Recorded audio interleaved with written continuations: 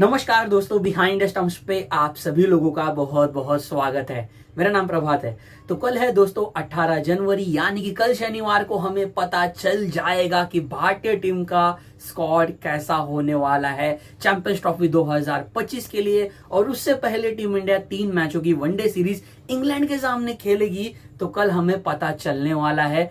12:30 बजे press conference होगी, जहां पे भारतीय टीम के कप्तान रोहित शर्मा होंगे और चीफ सिलेक्टर अजित आगरकर भी होंगे उस मीटिंग में, उस प्रेस रिलीज में, जहां पे टीम इंडिया अपना स्क्वाड अनाउंस करेगी। तो हमें पता चलेगा कि 15 खिलाड़ियों का स्क्वाड कैसा होगा, कौन कौन से वो 15 खिलाड़ी होंगे जिनका चैंपियंस ट्रॉफी में नाम आएगा, कौन दुबई के लिए उड़ान भरेगा, यह हमें कल पता चलेगा। और इसके साथ साथ क्या करुण नायर की जगह बनेगी भारतीय वनडे टीम में, ये भी खैर हमें कल पता चलेगा।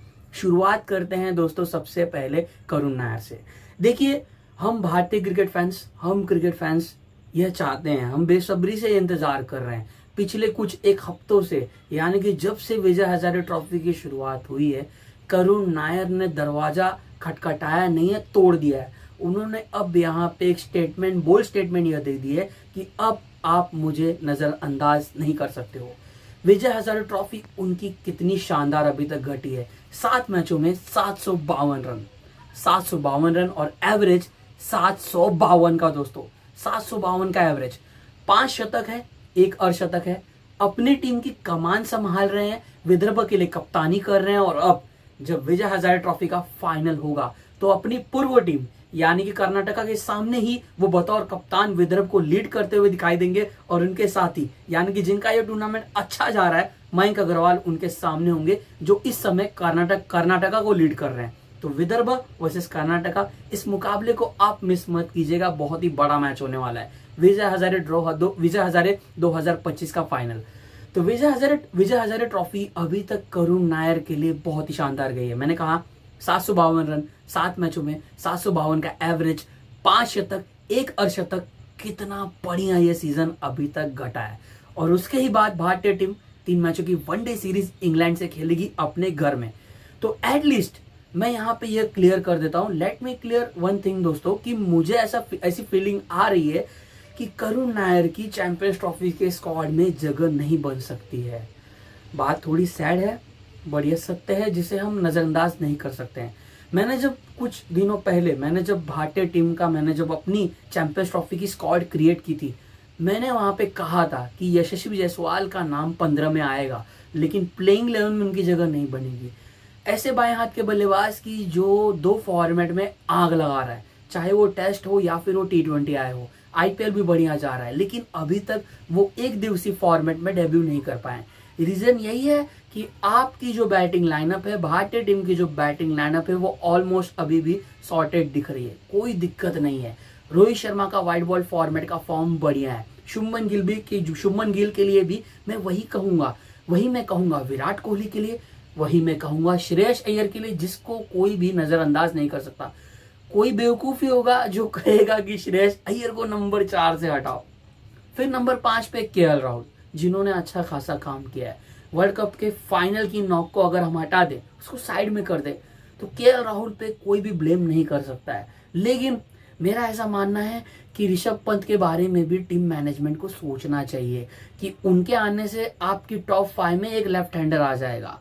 और अगर आपका टॉप ऑर्डर चैंपियंस ट्रॉफी में, अगर आपका टॉप ऑर्डर अच्छा शुरुआत आपकी टीम को दिला देता है, तो आप एक बाएं हाथ के बल्लेबाज को ऊपर थोड़ा भेज सकते हो, उसको प्रमोट अप कर सकते हो। राइटी लेफ्टी का आपको एक कॉम्बिनेशन मिल सकता है अंतिम के 10 से 15 ओवर के खेल में।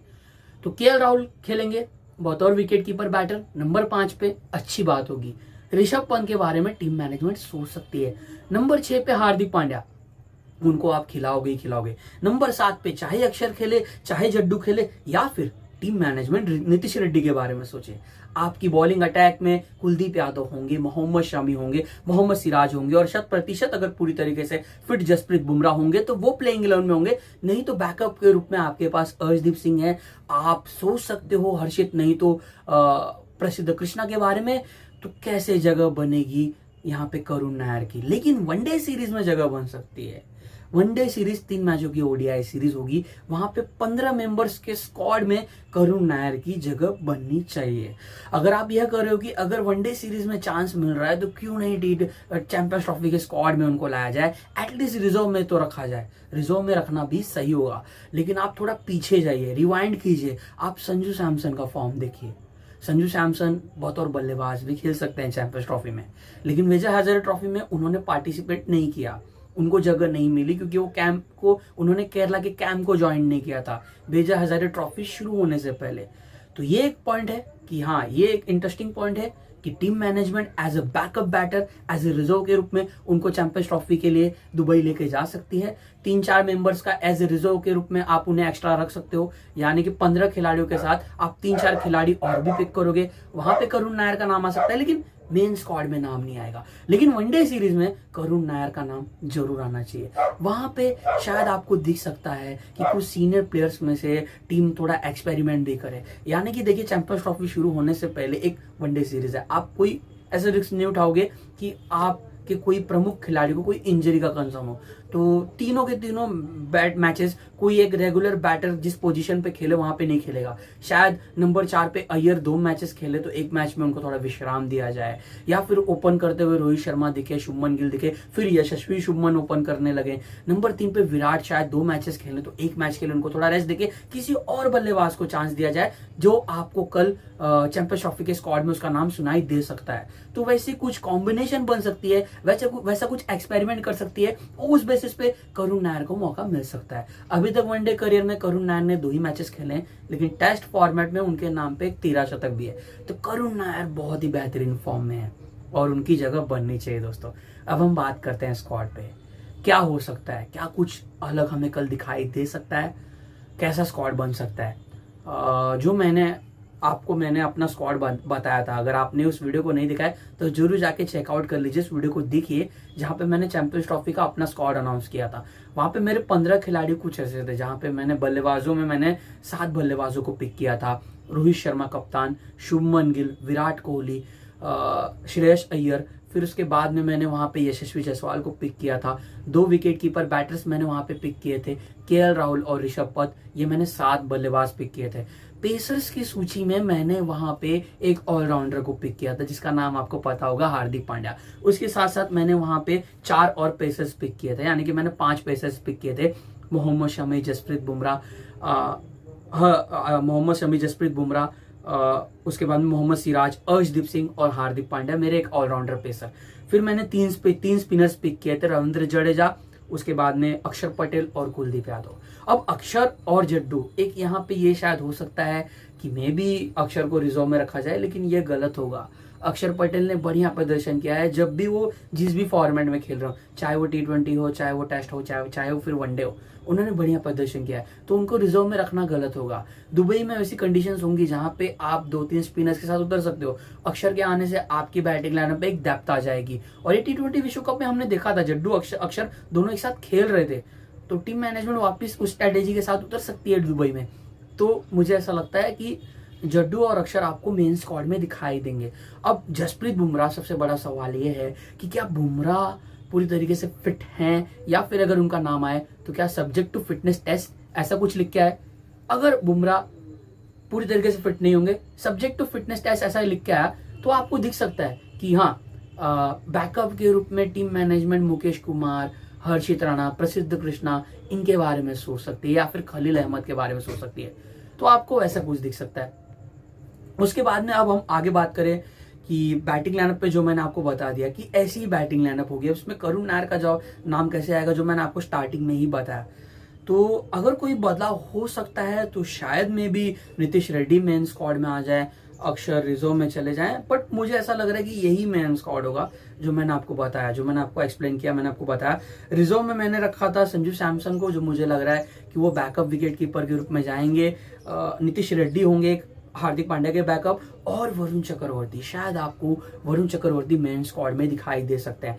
बट मुझे ऐसा लग रहा है कि कुलदीप यादव हैं, रविंद्र जडेजा भी हैं, जो मैंने उस वीडियो में मेंशन भी किया था कि टीम इंडिया 30 ओवर के स्पिन के साथ ना उतरे।